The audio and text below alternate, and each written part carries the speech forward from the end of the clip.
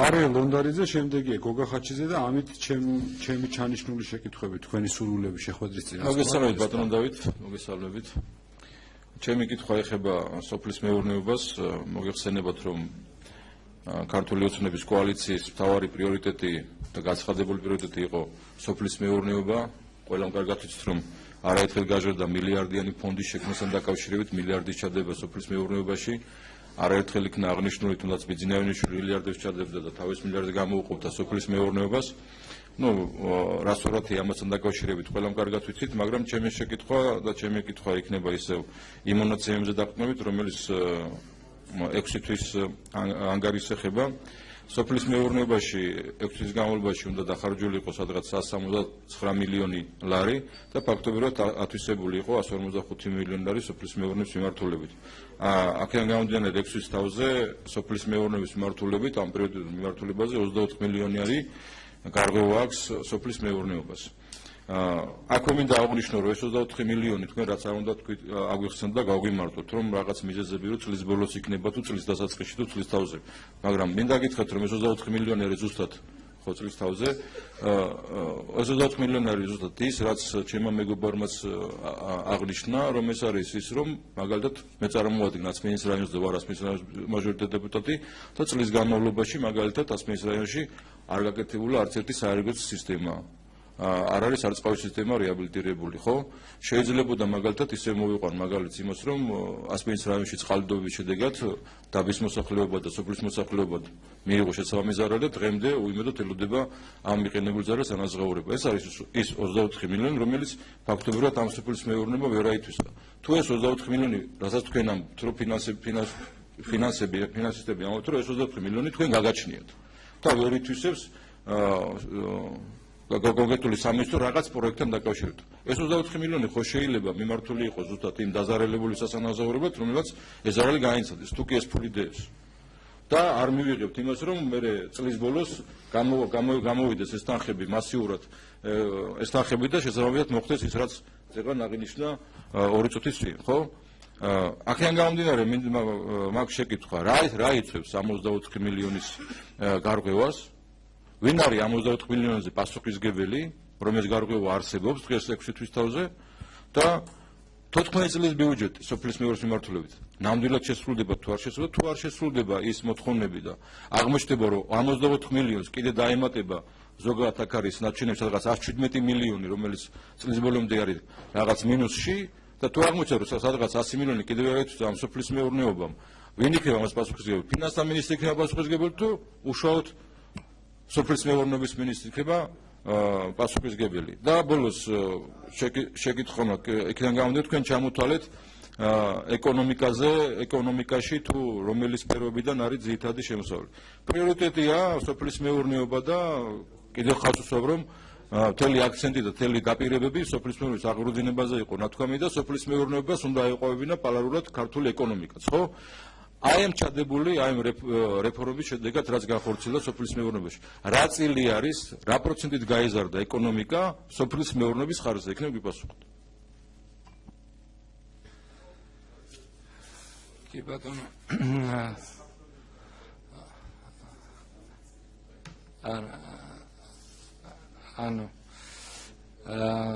რაც შეეხება სოფლის მეურნეობის პროექტების მიმდინარეობას, ნამდვილად არც ერთ უბრალოდ ყველა იმ დასმულ შეკითხვას, რაც პროექტების განხორციელებას ეხებოდა, სრული პასუხისმგებელი შემიძლია გითხრათ, რომ პრობლემას არ წარმოადგენს ის, რომ ფინანსთა სამინისტროს ან თანხა არ გააჩნია, ან სურვილი არ გააჩნია, რომ ეს თანხა იყოს დახარჯული. ყოველ კონკრეტულ შემთხვევაში კონკრეტული მიზეზები გააჩნიათ მხარჯავ დაწესებულებებს, რატომ არ ხდება გეგმის მიხედვით მისი ათვისება. სოფლის მეურნეობის პროექტებში, ირიგაციის პროექტებშიც გვაქვს დონორის დაფინანსება,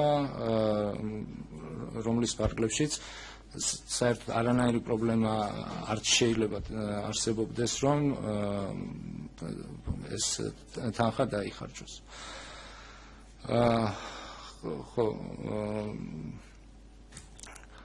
ბოლოს ზანეთ აი 24 მილიონი რას დააკლდა მაშინ ამ სოფლის მეურნეობაში ეგ გითხარით და პლუს ის რაც რამდენად გაიზარდა ეკონომიკაში სოფლის მეურნეობის წილი რამდენი პროცენტი გაიზარდა. ну წილი რამდენად გაიზარდა ხო ну სოფლის მეურნეობის წილი ეკონომიკაში იყო 8% და ხო და ну რა გამოდის ესე იგი რომ სოფლის მეურნეობაში ხარჯავთ ამ ხელა მილიონებს და უკუ ეფექტი არის არაფერი არა კორექტული მე ისეც მიუხედავად იმისა, რომ პატარა დარგი არ არის დიდი დარგი, თქვათ გასული წლის მაგალითზე, სოფლის მეურნეობა გაიზარდა 9%, 9.2%-ით, რამაც მთლიან შიდა პროდუქტის ზრდაში 0.7% პუნქტის ზრდა შეიტანა, 0.7 დაახლოებით 0.7% პუნქტის ზრდა შეიტანა, 8% იყო, გახდა 9% მთლიან იმაში. წელს პირველი კვარტალის მონაცემები გვაქვს მარტო ამიტომ სოფლის მეურნეობის პირველი კვარტალის მონაცემებით ვერ მივიხედავთ. რა ვიცი, ალბათ მეორე კვარტალი რო იქნება, ჩვენც გვაინტერესებს ეს ინფორმაცია და როგორი ზრდა იქნება, თუმცა სოფლის მეურნეობა ისეთი დარგია, რომ 2 წელი ზედიზედ დიდი ზრდები არ ხდება, ესე ვთქვათ, ვერ დამისახელებ წელს, როდესაც ერთი წლის მერე